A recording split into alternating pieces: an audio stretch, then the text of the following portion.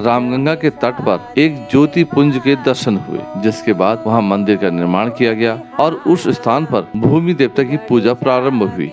कहते हैं तब लोगों को तांत्रिकों के प्रभाव से मुक्त होने में मदद मिली। इस मंदिर के बारे में कहा जाता है कि जो भी मनोकामना लेकर वहां जाता है उसकी मनोकामना पूरी होती है। इस मंदिर में फसल पकने के बाद स्थानीय काश्तकार अपनी फसल की बालियां और नई फसल से तैयार पकवान भी चढ़ाते हैं।